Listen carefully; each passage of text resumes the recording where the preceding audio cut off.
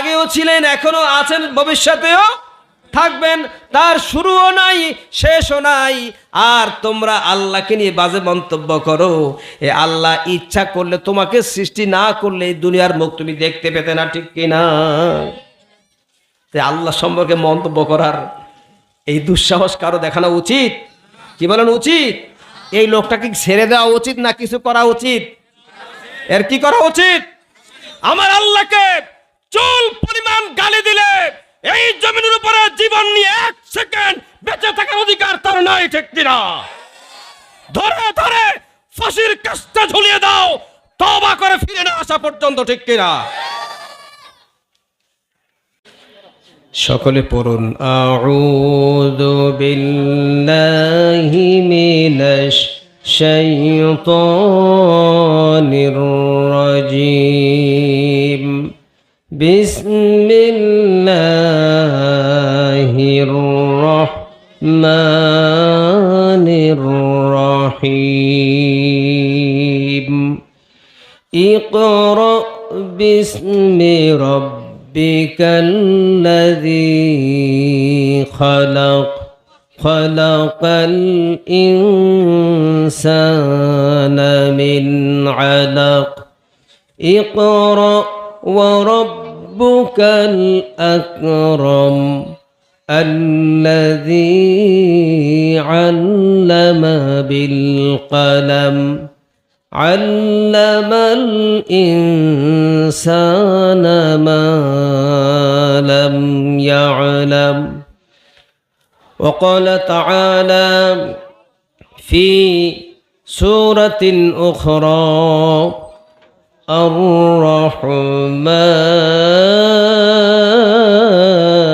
الرحمن علم القرآن خلق الإنسان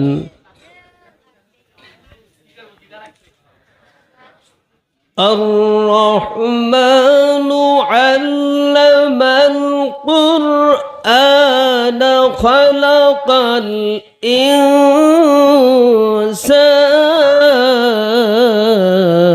الإنسان خلق الإنسان علمه البيان علم الإنسان ما لم يعلم.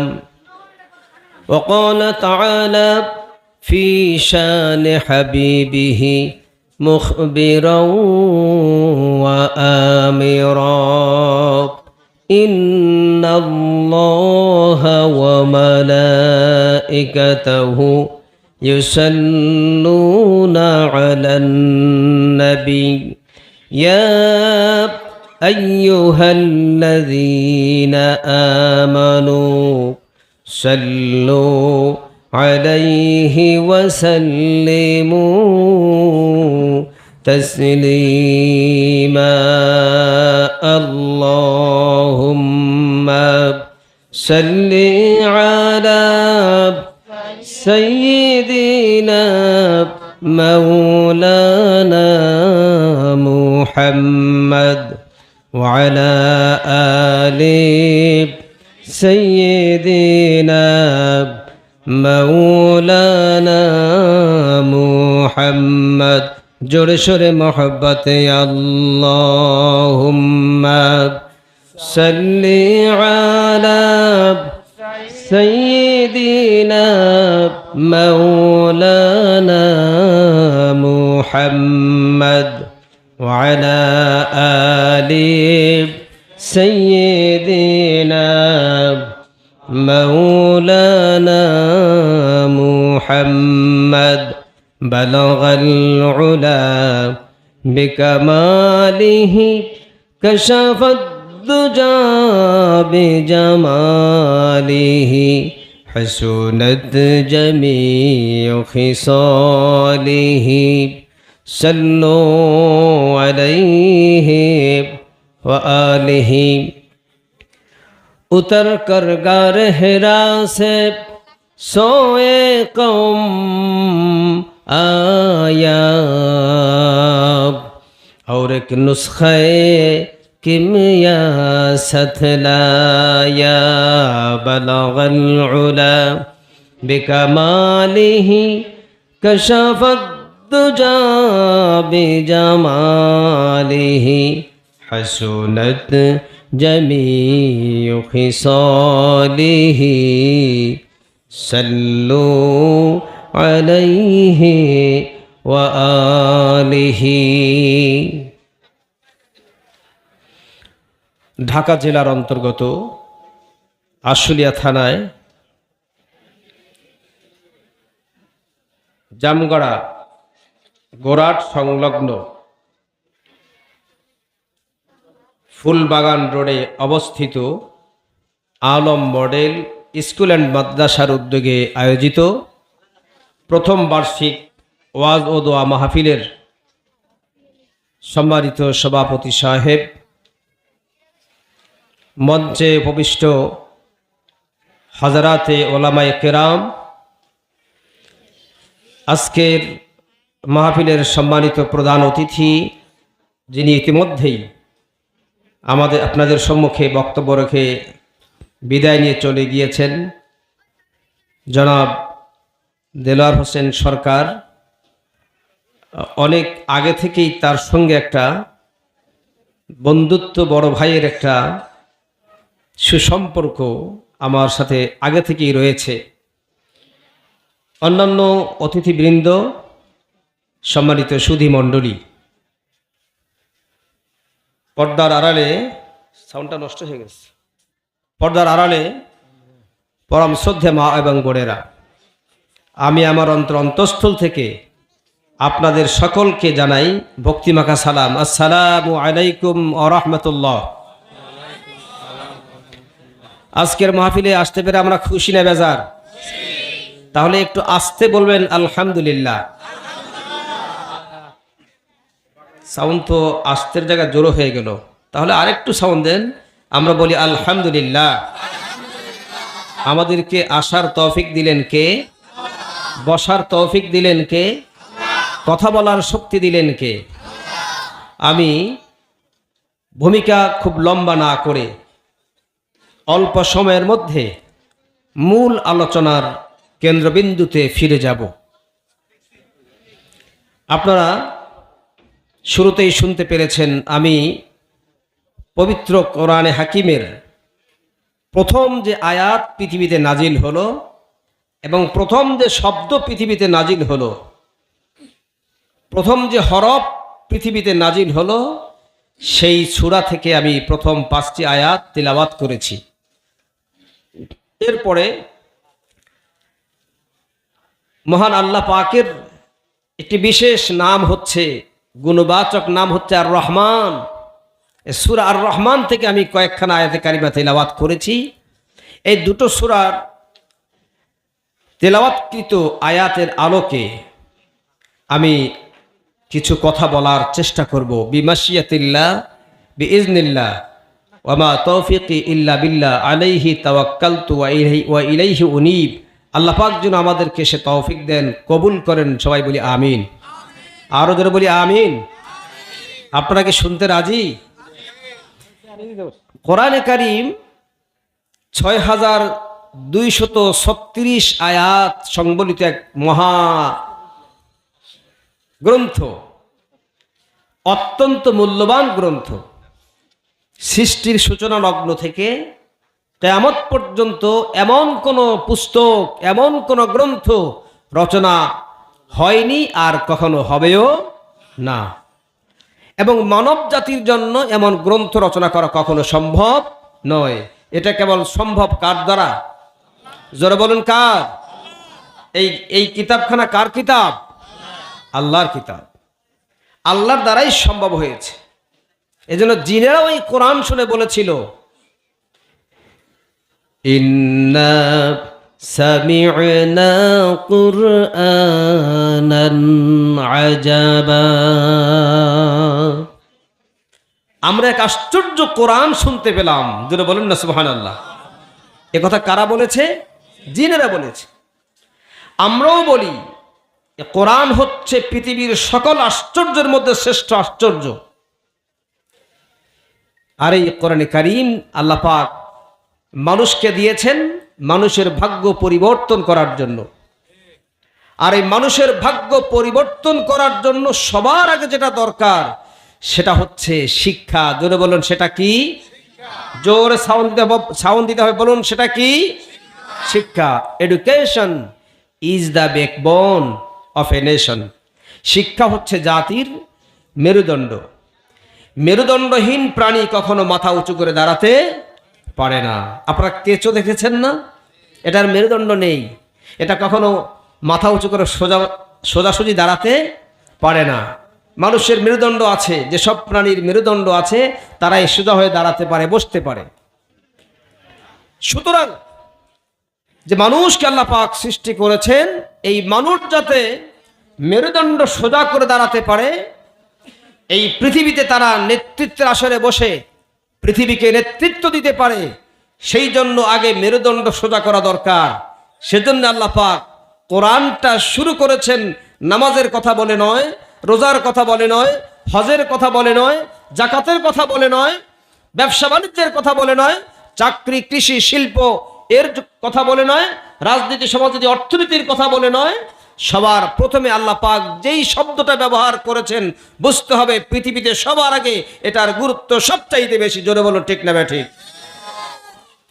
আর সেটা হচ্ছে কি? ইকরা, পড়ো, read the holy book by the name of Allah. যারা পড়াশোনা জানে না আর যারা জানে তারা কখনো এক হতে পারে না, এ কথাও আল্লাহ কোরআনে বলেছেন।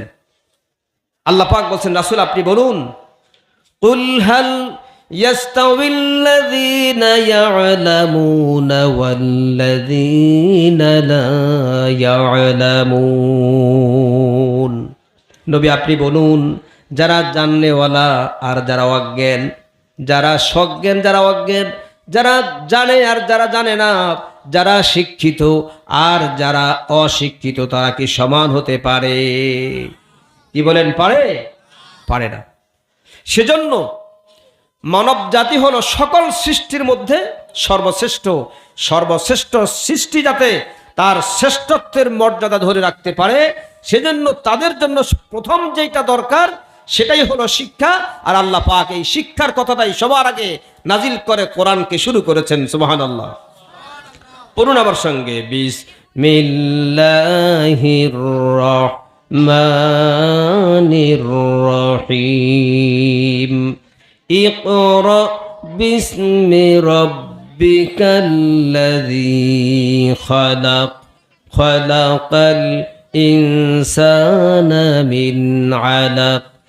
ইকরা ওয়া রাব্বুকাল আকরাম আল্লাযী আল্লামা বিল কলম, আল্লামাল ইনসানা মা লাম ইয়ালাম। আমরা বলি সুবহানাল্লাহ।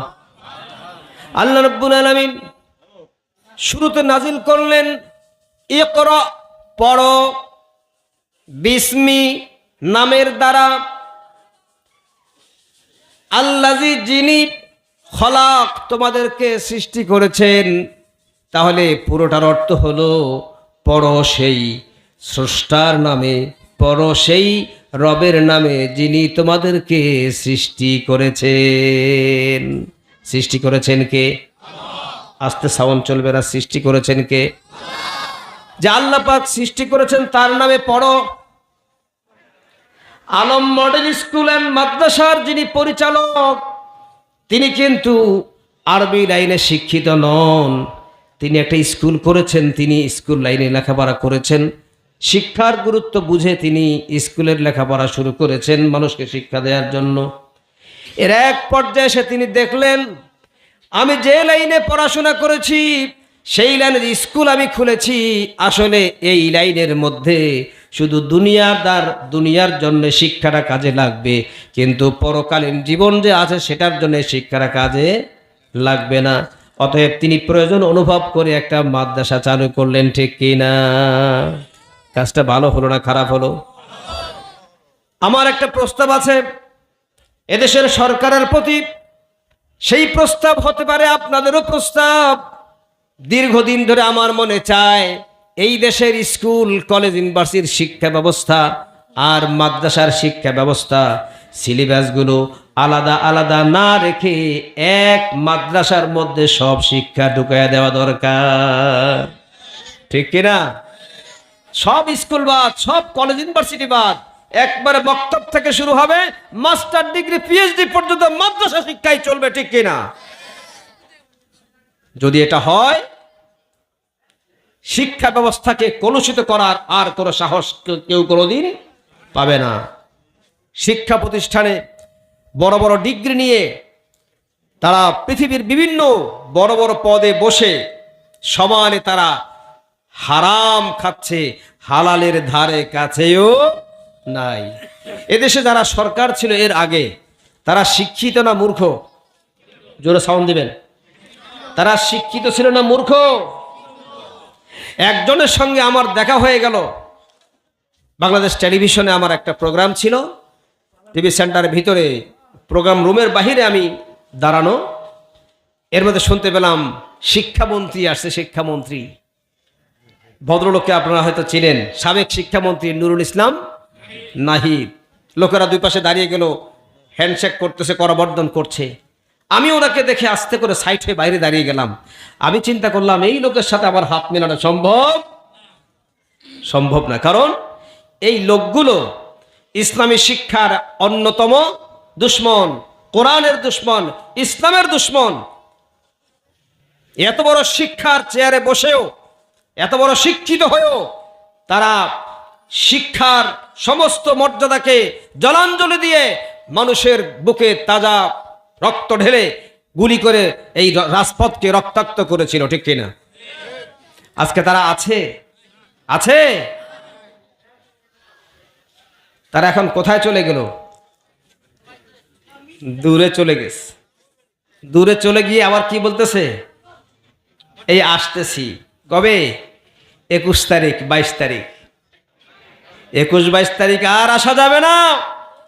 আবার যদি বাংলাদেশে তোমাদের আসতে হয়, 36 জুলাই ওভারটেক করে 37 জুলাই যদি হয় তাহলে আসতে পারবো, অন্যথা সম্ভব নয়। বাংলার জমিন তোমাদের জন্য চিরকালের জন্য হারাম হয়ে গিয়েছে। আধিপত্য বিস্তার করে এদেশের সভ্যতাকে ধ্বংস করে দিয়েছে। বয়স্ক বুড়ো বুড়ো মানুষগুলোকে ট্রাইব্যুনালে নিয়ে এ লোকগুলোর চরিত্র নিয়ে বাজে মন্তব্য করে, এদের ছোটবেলার আজে বাজে কথা বলে এই বয়সে নাতিপুতিদের কাছে তাদেরকে ছোট করেছে, ঠিক কিনা? এদেশের লক্ষ কোটি জনতার হৃদয়ের স্পন্দন, চোখের মণি, তাম বিশ্বের কোটি কোটি মানুষের নয়নমণি, বিশ্বের অন্যতম 1 নম্বর জনপ্রিয় ব্যক্তিত্ব, 50 বছর ধরে যিনি কোরআনের তাফসীর করেছেন, সেই আল্লামাকে তারা দিনের পর দিন রিমান্ড দিয়েছে। কারাগারে ছোট্ট একটি জায়গার মধ্যে মাত্র পাতলা একটা কম্বল বিছিয়ে আর একটা কম্বল সিধানে দিয়ে তাকে 1 যুগের বেশি সময় পার করতে হয়েছে। আলেমদের প্রতি তাদের শ্রদ্ধা ভালোবাসা মোটেও ছিল না। এই লোকগুলো যদি মুহাম্মদুর রাসূলুল্লাহর সময় ক্ষমতায় থাকতো, আদম আলাইহিস সালামের সময় ক্ষমতা থাকতো, ঈসা আলাইহিস সালামের সময় ক্ষমতায় থাকতো, ইব্রাহিম আলাইহিস সালামের সময় ক্ষমতা থাকতো, ওই সমস্ত নবী রাসূলদেরকে তারা বন্দী করত, রিমান্ডে নিত, ফাঁসিতে ঝুলাতো। জোরে বলেন ঠিক না ব্যাঠিক? কারণ এদের আদর্শের মধ্যে ইসলামের কোনো আদর্শ নাই। কিছুক্ষণ পূর্বে যারা বক্তব্য দিয়ে গেলেন, তাদের আদর্শের মধ্যেও ইসলামের আদর্শ নাই। তাদের আদর্শের মধ্যে আছে কার আদর্শ? কথা বলেন। শহীদ প্রেসিডেন্ট জিয়াউর রহমানের আদর্শ। জিয়াউর রহমানের আদর্শ কি ছিল? জিয়াউর রহমানের আদর্শ ছিল কোরআনেরই আদর্শ, কিন্তু এখন তার নেতাকর্মীরা ওই আদর্শ গ্রহণ করে না। উনি তো নামাজ পড়েছেন, মানুষের কল্যাণে কাজ করেছেন। বেগম খালেদা জিয়া তিনিও আলেমদের কখনো প্রপাগান্ডা করতে শুনি নাই, আলেমদের পক্ষে ছিলেন। উনি এখন অসুস্থ, বিছানায় পড়ে গেছেন, ওনার ছেলে ফ্যাসিস্ট সরকারের অত্যাচার নিপীড়নের মাধ্যমে দেশ থেকে বিতাড়িত হয়েছে, দূর দেশে রয়েছে, সেও আসতে পারতেছে না।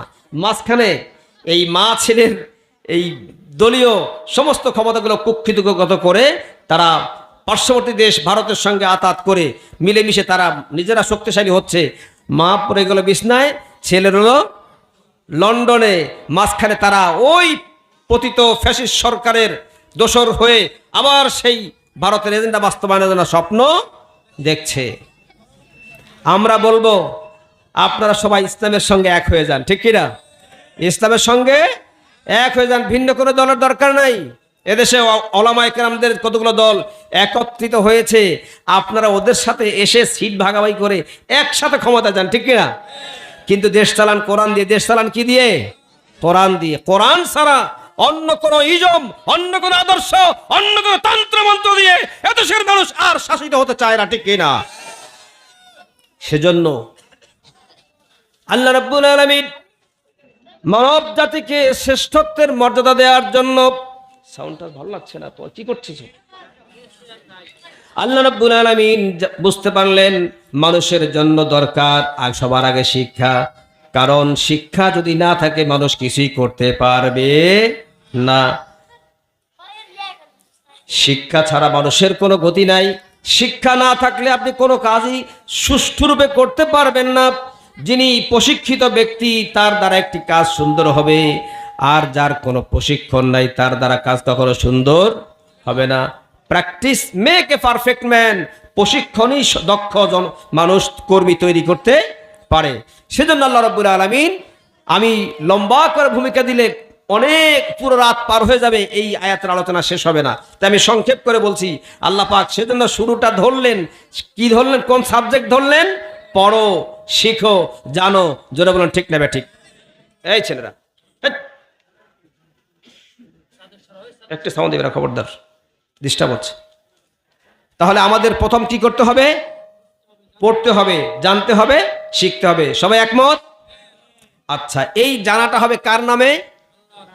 আল্লাহর নামে। ইকরা বিসমি রব্বিকাল্লাযী খলাক। পড়ো তোমার রবের নামে যিনি তোমাকে সৃষ্টি করেছেন। আমাদের রব কে? জোরে বলুন কে? আমাদের রব আল্লাহ। এখানে এসে আল্লাহ পাক বললেন পড়ো তোমার রবের নামে। আবার লেখাপড়া শেষ করার পরে, জ্ঞান অর্জন করার পরে এবার আল্লাহ আপনাকে কতগুলো রুটিন দিচ্ছেন। রুটিন কি? 5 ওয়াক্ত সালাত, রমজানের রোজা, হজ এবং যাকাত। এই রুটিনগুলো বাস্তবায়ন করার জন্য আল্লাহ পাক আহ্বান জানালেন। আল্লাহ রাব্বুল আলামিন বলেন, ইয়া আইয়ুহান নাসু উবুদু রাব্বাকুমুল্লাযী খালাকাকুম ওয়াল্লাযীনা মিন ক্বাবলিকুম লাআল্লাকুম তাত্তাকুন। একটু আগে সাউন্ডটা ভালো ছিল, আবার কি করলা তুমি? খালি মরামরি করো। আল্লাহ পাক বলছেন ইয়া আইয়ুহান নাস, হে সকল মানুষ। আপনারা কি শুনতেছেন? মনোযোগ দিয়ে না শুনলে কিন্তু মিলাতে পারবেন না। আল্লাহ পাক বলছেন ইয়া আইয়ুহান নাস, হে সকল মানুষেরা, উবুদু, দাসত্ব করো, গোলামি করো, হুকুম মেনে চলো, আইন মেনে চলো, বিধান মেনে চলো, রব্বাকুম, তোমাদের রবের। কার? জোরে বলুন কার? রবের। তাহলে দাসত্ব করো কার? রবের। এখানে বলছেন দাসত্ব করো কার? রবের। আর আগের সূরা শুরুতে কি বলেছিলেন? পড়ো তোমার রবের নামে। তাহলে পড়বা যার নামে, গোলামিও করবা তার নামে। তাহলে শিখতে হবে কার নামে? আল্লাহর নামে। আর আল্লাহর নামের শিক্ষা দিয়ে জীবন যখন পরিচালনা করবে, নামাজ, রোজা, হজ, যাকাত, চাকরি, কৃষি, ব্যবসা বাণিজ্য, রাজনীতি, অর্থনীতি, সমাজনীতি, যুদ্ধনীতি, সব কিছু হবে সেই রবেরই নামে। এরপর আল্লাহ পাক বলছেন সে রবটা কে? আল্লাযী খালাকাকুম ওয়াল্লাযীনা মিন ক্বাবলিকুম লাআল্লাকুম তাত্তাকুন। সাউন্ডটা একটু ভালো ছিল, কি করো তুমি? আল্লাহ পাক বলছেন সে রব হচ্ছেন তিনি আল্লাযী খালাকাকুম, যিনি তোমাদেরকে সৃষ্টি করেছেন, ওয়াল্লাযীনা মিন ক্বাবলিকুম, তোমাদের আগের লোকদেরকেও যিনি সৃষ্টি করেছেন, লাআল্লাকুম তাত্তাকুন, এই নীতি নির্ধারণ মেনে চললে তোমরা মুত্তাকি হতে পারবে। কি হতে পারবে? কি হতে পারবে? মুত্তাকি হতে পারবে। মুত্তাকি ছাড়া কেউ জান্নাতে যেতে পারবে না। আর মুত্তাকি যে না হবে তাকে কোরআন পথ ও দেখাবে না। কারণ কোরআনের শুরুতে বলা হয়েছে, হ্যাঁ কি বলা হয়েছে? হ্যাঁ, শুরুতে বলা হয়েছে হুদাল্লিল মুত্তাকিন, এই কোরআন হচ্ছে মুত্তাকিদের পথ প্রদর্শনকারী। জোরে বলেন সুবহানাল্লাহ। তাহলে আমরা এটুকু বুঝলাম, আমাদের জন্মের পরে আমাদের লিখতে হবে, পড়তে হবে, জানতে হবে। পড়তে হবে, শিখতে হবে, জানতে হবে।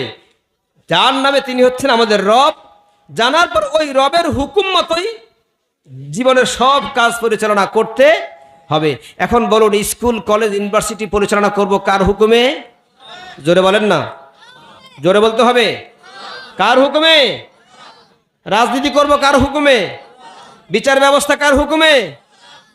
সব কিছু আল্লাহ। তো মাঝখানে তোমরা কারা আসতেছো? বলতেছো অমুকের আদর্শ, তমুকের আদর্শ।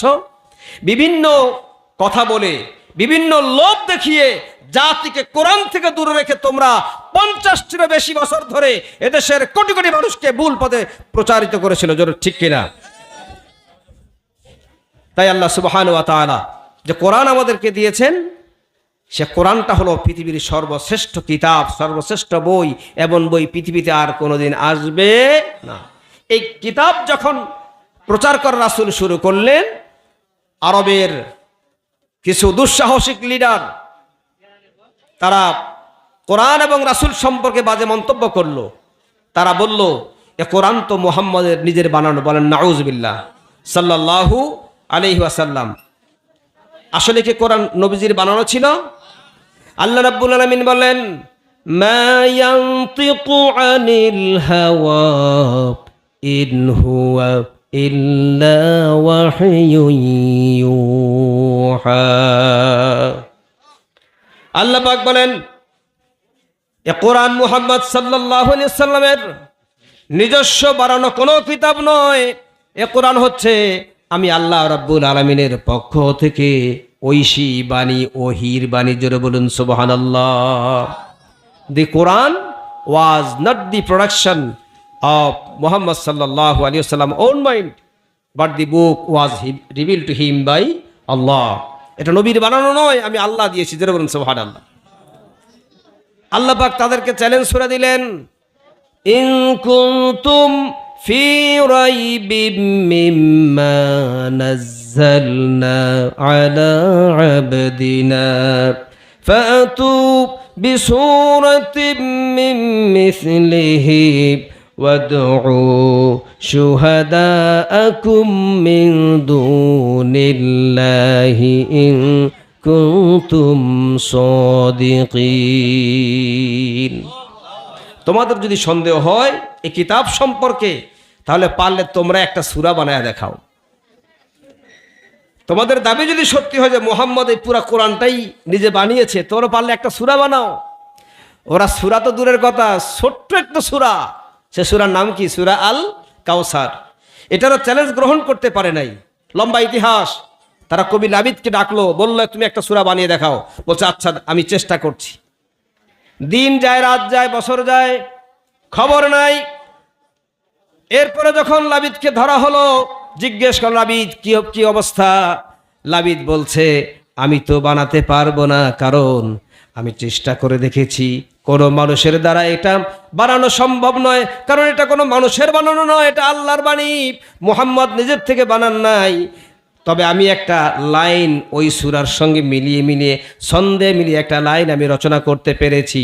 সেই লাইনটি আমি বলে দিচ্ছি, ইন্না আ'তাইনাকাল কাউসার। পড়ুন সবাই, ইন্না আ'তাইনাকাল কাউসার ফাসাল্লি লিরাব্বিকা ওয়ানহার ইন্না শানিআকা হুয়াল আবতার লাইসা হাযা মিন কালামিল বাশার। এই সূরা তেলাওয়াত করার পরে যেই একটা লাইন আরবিতে যে লিখলো কবি লাবিদ, যেটা লিখলো লাইসা হাযা মিন কালামিল বাশার, সেটারও অর্থ হলো এটা কোনো মানুষের বানানো গ্রন্থ নয়। জোরে বলেন না সুবহানাল্লাহ। এই পাশের লোকগুলো ভারী অলসতা দেখাচ্ছেন, জোরে বলেন না সুবহানাল্লাহ। তাহলে কোরআন আল্লাহর, কোনো সন্দেহ আছে? এ কোরআন এটা কমপ্লিট নাকি অর্ধেক? এ কোরআনে সব আছে নাকি কিছু কিছু নাই?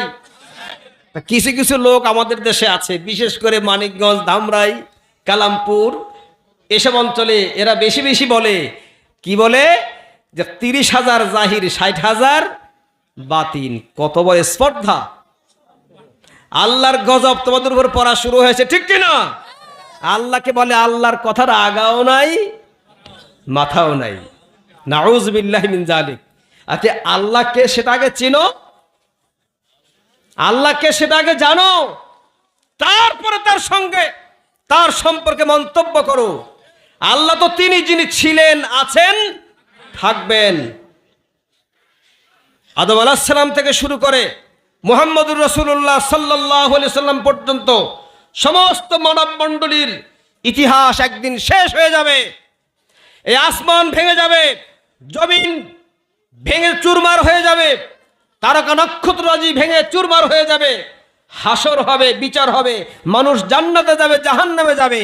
এরপরে আর ওই জায়গায় নবী রাসূলের কোনো দরকার হবে না। কি দরকার হবে? তখন কি মুহাম্মদুর রাসূলুল্লাহ সাল্লাল্লাহু আলাইহি ওয়াসাল্লামের আর কোনো শরীয়ত চালু হবে? তাহলে এখানে ওই স্টোরি এখানেই শেষ। নবী রাসূলগণ জান্নাতে থাকবেন, ঈমানদাররা জান্নাতে থাকবেন, বাকিরা জাহান্নামে চলে যাবে। কিন্তু কোন নবীও আসবেন না, রাসূলও আসবেন না, উম্মতও নাই, এই আসমানও নাই, জমিনও নাই, পাহাড় পর্বত সব একাকার হয়ে গেছে, এই সূর্য, এই চন্দ্র, গ্রহ, নক্ষত্র সব ধ্বংস হয়ে গেছে। তার মানে কি আল্লাহ কি শেষ হয়ে গেছে? নবী থাকবেন না, রাসূল থাকবেন না, এই কিতাবও থাকবে না, পাহাড় থাকবে না, পর্বত থাকবে না, আসমান থাকবে না, জমিন থাকবে না, চন্দ্র থাকবে না, সূর্য থাকবে না, তারকা থাকবে না, মিল্কি ওয়ে, নিহারিকা পুঞ্জ, গ্যালাক্সি কিছুই থাকবে না, সব ধ্বংস হয়ে যাবে। সব ধ্বংস হয়ে মানব জাতির ইতিহাস শেষ হয়ে যাবে, এই পৃথিবী নামক গ্রহের ইতিহাস সব শেষ হয়ে যাবে। কিন্তু এরপরেও আল্লাহ থাকবেন, নবী রাসূল, মানুষ, ফেরেশতা, আর কেউ থাকবে। তাহলে তিনি হচ্ছেন আল্লাহ, তিনি হচ্ছেন আল্লাহ, যে আল্লাহ রাব্বুল আলামিন আগেও ছিলেন, এখনো আছেন, ভবিষ্যতেও থাকবেন, তার শুরুও নাই, শেষও নাই। আর তোমরা আল্লাহকে নিয়ে বাজে মন্তব্য করো। এ আল্লাহ ইচ্ছা করলে তোমাকে সৃষ্টি না করলে এই দুনিয়ার মুখ তুমি দেখতে পেতে না, ঠিক কিনা? আল্লাহ সম্পর্কে মন্তব্য করার এই দুঃসাহস কারো দেখানো উচিত? কি বলেন উচিত? এই লোকটাকে ছেড়ে দেওয়া উচিত না কিছু করা উচিত? এর কি করা উচিত? আমার আল্লাহকে চুল পরিমাণ গালি দিলে এই জমিনের উপরে জীবন নিয়ে 1 সেকেন্ড বেঁচে থাকার অধিকার তার নাই, ঠিক কিনা? ধরে ধরে ফাঁসির কাস্তে ঝুলিয়ে দাও, তওবা করে ফিরে না আসা পর্যন্ত, ঠিক কিনা? এই বাংলাদেশের জমিন, এই বাংলাদেশের ভূখণ্ড 1 ঘন্টার জন্য অপশাসন যারা করে, অপসংস্কৃতি যারা চর্চা করে, তাদের হাতে আর ছেড়ে দেওয়া হবে। আজ সারা বাংলার ঘরে ঘরে কোরআনের আহ্বান পৌঁছে যাচ্ছে। এতদিন যাদের ব্যাপারে আপনারা মন্তব্য করতেন, হুজুররা গুতাগুতি, মারামারি, তারা একসাথে মিল নাই, আমরা কেমনে কার সাথে যাব, ঠিক কিনা? আজ যখন তারা একতাবদ্ধ হয়েছে, উচিত ছিল এই বাংলাদেশ ভূখণ্ডে সমস্ত ওলামা কেরাম, পীর মাশায়েখ, আলেম ওলামা সব এক হওয়ার পরে ভিন্ন কোনো দল মুসলমানদের মধ্যে থাকা উচিত ছিল না, ঠিক কিনা? তোমাদের লজ্জা করে না ভিন্ন দল করতে? কোরআনের পক্ষে ভোট চাওয়ার পরে তার বিপরীতে ভোট চাও, তোমাদের লজ্জা থাকা উচিত, ঠিক কিনা? কোরআন থাকতে, ইসলাম থাকতে, আলেম পীর দরবেশ এক মঞ্চে থাকতে মুসলমানদের ভিন্ন মঞ্চ সাজানো জায়েজ নাই, সুস্পষ্ট হারাম, ঠিক কিনা? আল্লাহ পাক আমাদেরকে বুঝার তৌফিক দিন, বলি আমিন। তবে হ্যাঁ, এই যে লোকগুলো কোরআন থাকার পরেও, ইসলাম থাকার পরেও, আলেম পীর দরবেশ এক মঞ্চে থাকার পরেও তারা ভিন্নতা করে, এর একটি মাত্র কারণ তাদের কোরআনের শিক্ষা নাই। আর কোরআনের শিক্ষা কেন দরকার? মেরুদণ্ড সোজা করে দাঁড়াবার জন্য।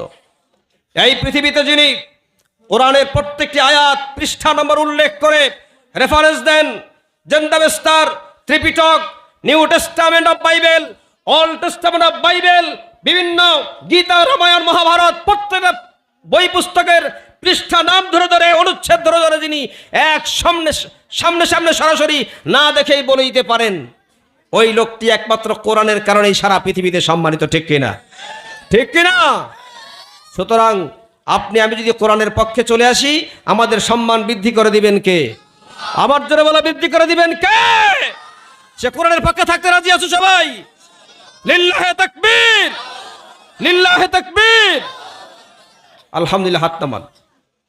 আর সেই জন্যই আলেম মডেল একাডেমির সম্মানিত পরিচালক, যাকে আমি অত্যন্ত ভালোবাসি এই কারণে তার মধ্যে শিক্ষার প্রতি যে একটা মহানুভবতা, শিক্ষার প্রতি তার যে একটা আগ্রহ, শিক্ষা বিস্তারে তার যে একটা স্বপ্ন, তিনি হাঁটি হাঁটি পা পা করে অনেক কষ্ট করে এটা আঞ্জাম দিয়ে যাচ্ছেন।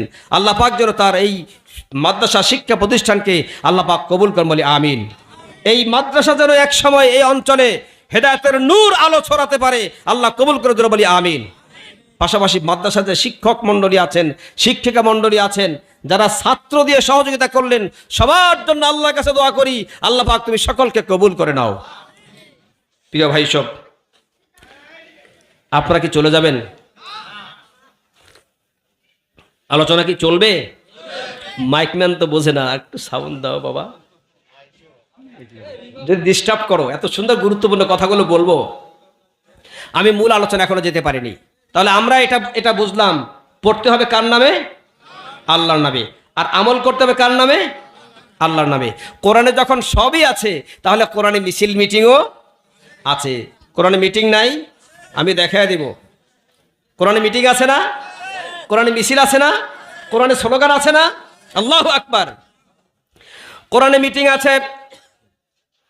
আল্লাহ রাব্বুল আলামিন বলেন, فبما رحمة من الله لنت لهم ولو كنت فظا غليظ القلب لانفضوا من حولك فاعف عنهم واستغفر لهم وشاورهم في الأمر فإذا عزمت فتوكل على الله إن الله يحب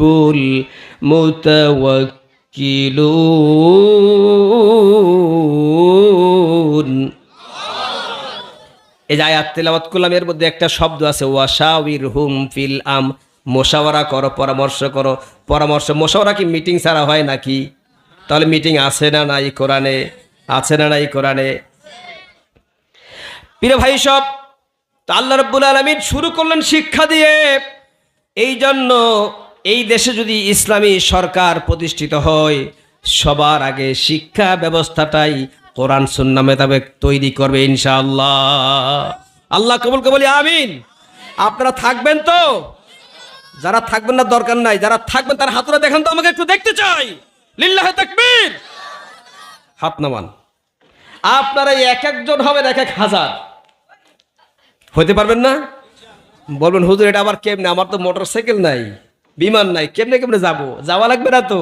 আসসালামু আলাইকুম, আমার শাশুড়ি আম্মা, ভোটটা কিন্তু ইসলামকে দিয়েন, ঠিক কিনা? শাশুড়ি আম্মা, আপনার ছেলে মেয়ে জানি কয়জন, নাতিপুতি আছে না, এরা মোট কয়জন? সবার ভোটটা ইসলামকে দিতে বলেন, ঠিক কিনা? সময় লাগছে, বেশি লাগছে।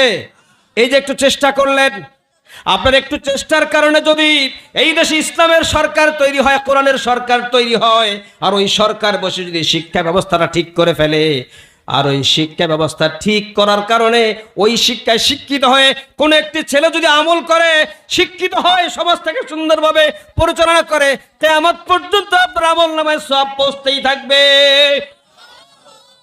সুবহানাল্লাহ। তাহলে টাকা পয়সা খরচ না করে আমল সঙ্গে নেওয়া যায় কি যায় না? যায় কি যায় না? আমরা ওদের কোনো লোভে পড়ে আমরা গলে যাব না তো? টাকা খেয়ে আবার দিয়ে দিব না তো?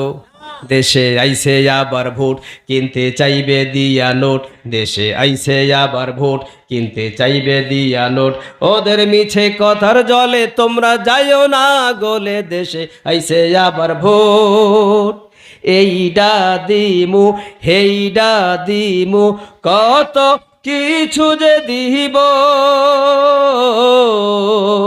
হেসে দেখবা কিছু না দিয়া ওহরা চইলা যাইব,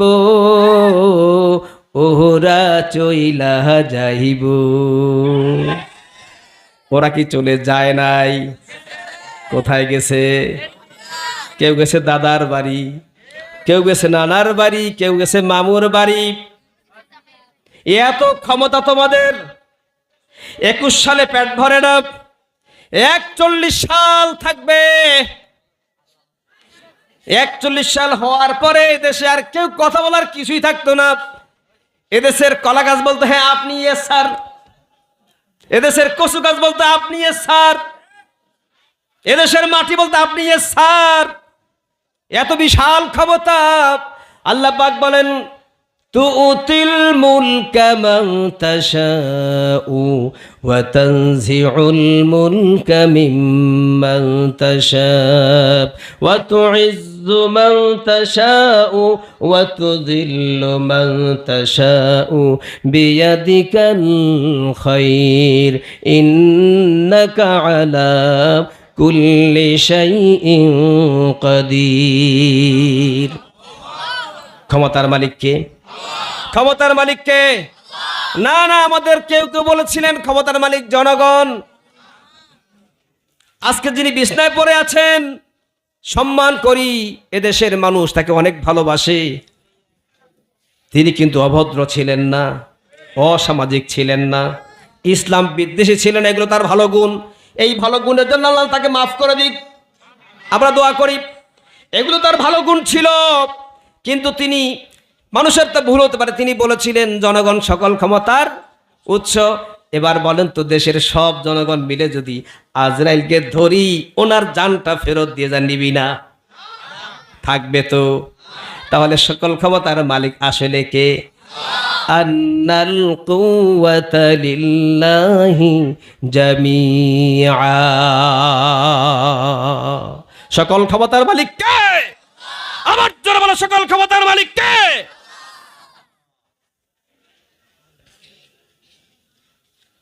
সেই জন্য শিক্ষা দরকার, কোরআনের শিক্ষা। কোরআনের শিক্ষা ছাড়া বাকি শিক্ষার দরকার নাই। আপনারা দেখছেন তো স্বাধীনতার পরে এই 50টি বছর 52 বছর কলেজ ইউনিভার্সিটি যে দৃশ্য ছিল। আমি একদিন লম্বা জুব্বা পরে ঢাকা ইউনিভার্সিটি ঢুকে পড়েছি, টিএসসি আমি চিনি না, তো হঠাৎ পেশাবের দরকার হলো, ঢুকলাম। টিএসসির ভিতরে যেখানে পেশাবখানা সেখানে গিয়েছি। আমি এখন ভয় পাচ্ছি আমাকে ধরে মারে কিনা। আমি সেখানে দেখলাম একটা মেয়ে দুটা পাও চ্যাংদোলা করে বসে আছে, বসে বসে মোবাইল টিপতেছে, আর পাও দুটো এভাবে বসে আছে, হাফ প্যান্ট পরা মেয়ে। আবার কাউকে দেখছি ঢোল তবলা সাথে। পেশাব করা ঢুকলাম, বসে পেশাব করার কোনো জায়গা নেই, দুর্গন্ধ। মাসালায় আছে এমন হলে আমার তো পেশাব করে পোশাক নষ্ট করে ফেলবো নাকি? দাঁড়িয়ে একটা পেশাব করে আমার প্রয়োজন সারলাম, এবং অত্যন্ত ভয়ে ভয়ে সেখান থেকে বের হয়ে আসলাম যে এই যেখানে অর্ধেক পোশাক পরে মেয়ে বসে আছে, আমার এই লম্বা জুব্বা দেখলে আমাকে মারধর করতে পারে। এর আগে টিএসসিতে দাঁড়িয়েওয়ালা লোক পাইলে শিবির শিবির বলে মেরেছে, এমন ঘটনা আছে না? দেশটা তোমার বাপ দাদার, দেশটা তোমার বাপ দাদার। এদেশের মালিককে, এদেশের মালিককে, এই সাম্রাজ্যের মালিককে। সে দেশের শিক্ষাঙ্গনগুলো নোংরা করে ফেলেছিল। এরপরে সংস্কৃতি প্রতিটি ধর্মের মধ্যেই থাকে, প্রতি জাতির মধ্যেই থাকে। সংস্কৃতি দিয়েছেন কে? জোরে বলুন, কে দিয়েছেন? এই যে ঈদ আমাদের সংস্কৃতি। এরপরে কুরবানি আমাদের সংস্কৃতি, ইফতার আমাদের সংস্কৃতি। সংস্কৃতি, ইসলামের সংস্কৃতি আছে। রাসূলুল্লাহ সাল্লাল্লাহু আলাইহি ওয়াসাল্লাম এবং তার মেয়ের জামাতা আবার তার চাচাতো ভাই হযরত আলী রাদিয়াল্লাহু তাআলা আনহু একসাথে বসে খেজুর খাচ্ছেন। রাসূলুল্লাহ সাল্লাল্লাহু আলাইহি ওয়াসাল্লাম খেজুরগুলো খেয়ে খেয়ে, হ্যাঁ এই ঘটনা আপনারা জানেন না? খেজুরগুলো খেয়ে খেয়ে সব আলী রাদিয়াল্লাহু তাআলার সামনে রেখে দিচ্ছেন আর বলতেছেন, আলী একলাই সব খেজুর, কথা বলেন না, খেয়ে ফেলেছে।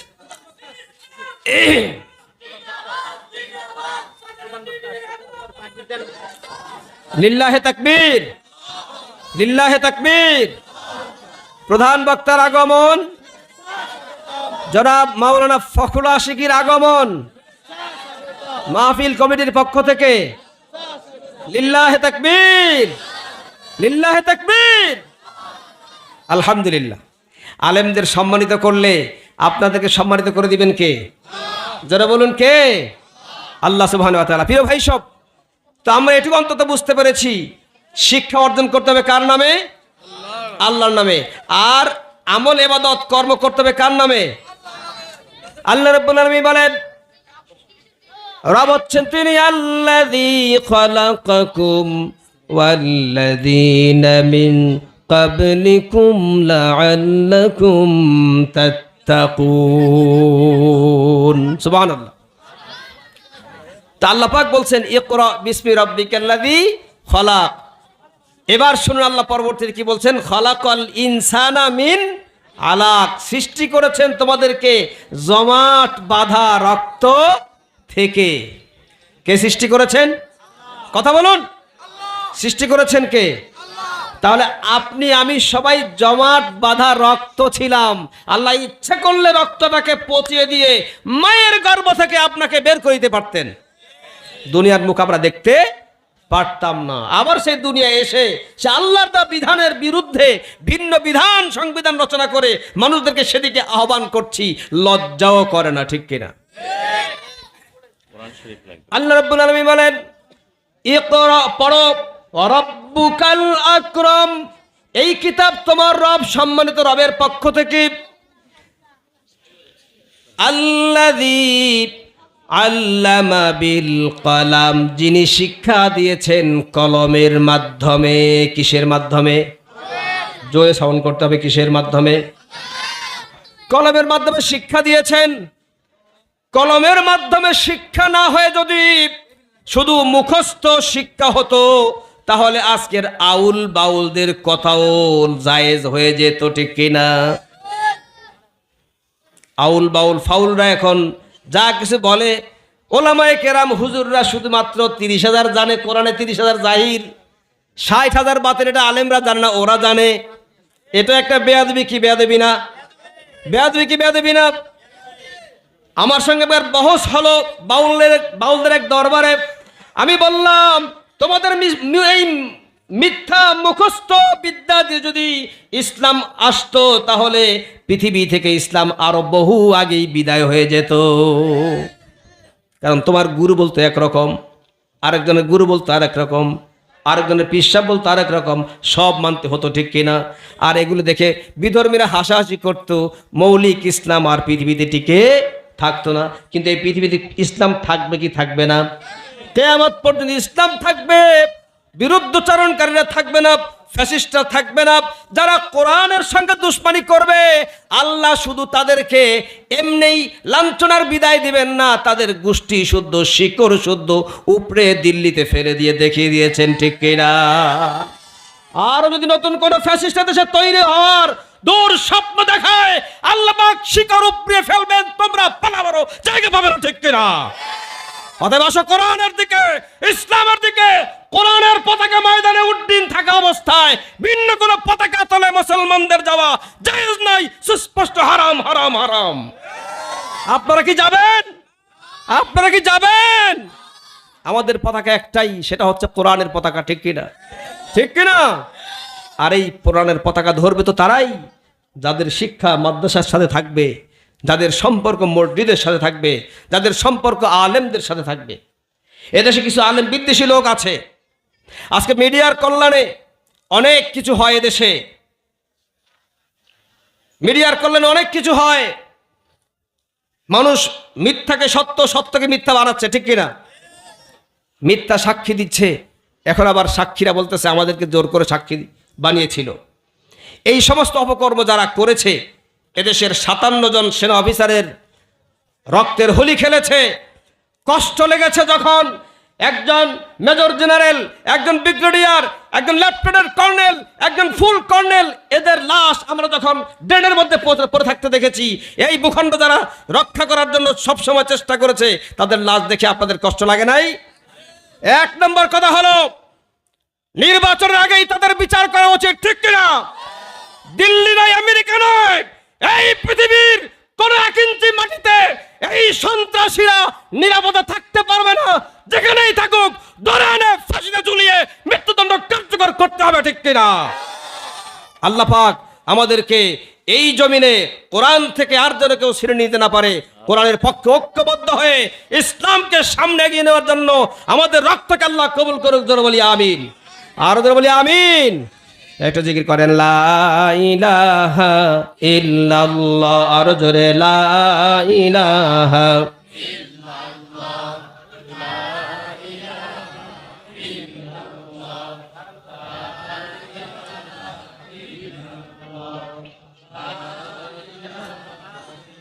ইল্লাল্লাহ, লা ইলাহা ইল্লাল্লাহ, লা ইলাহা, লা ইলাহা ইল্লাল্লাহু মুহাম্মাদুর রাসূলুল্লাহ সাল্লাল্লাহু আলাইহি ওয়াসাল্লাম। প্রধান বক্তা এসে গেছে, বেশিক্ষণ কথা বলা যাবে না। কর্তৃপক্ষ আমাকে স্লিপও দেয়নি, সম্মান দেখাচ্ছে। আলহামদুলিল্লাহ বলেন হুজুর, একটু আলহামদুলিল্লাহ বলেন, আলহামদুলিল্লাহ বলেন। আমি বেশি লম্বা করব না, আপনাদের কোটেশনগুলো মনে রাখতে হবে। লেখাপড়া শিক্ষা করতে হবে কার নামে? আল্লাহর নামে না, আল্লাহর নামে না। দেখছেন, প্রশ্নে ফেল করে ফেলছেন। শিক্ষা লেখাপড়া করতে হবে কার নামে? রবের নামে। এই যে ইকরা বিসমি রাব্বিকাল্লাযী খলাক, পড়ো তোমার রবের নামে। আল্লাহর নামে বলছে নাকি? এই তো ব্যাস লেগে গেছে, ভালো করে বুঝবেন। পড়ো তোমার রবের নামে, যিনি তোমাকে সৃষ্টি করেছেন। এখন বলেন, যিনি রব, যিনি সৃষ্টি করেন, তিনি কে? এখন আল্লাহর কথা আসবে। তাহলে পড়ো তোমার রবের নামে, এখানে আল্লাহ কিন্তু বলতে পারতেন যে তোমার আল্লাহর নামে পড়ো, সেটা তিনি কেন বললেন না? তিনি কি বললেন? পড়ো তোমার রবের নামে। আবার সূরা বাকারা আয়াতে কি বললেন? ইবাদত করো, দাসত্ব করো তোমার রবের। কার ইবাদত? কথা বলেন, আমি শেষ করে দিচ্ছি তো। ইবাদত করো কার? কার? রবের। লেখাপড়া করো কার?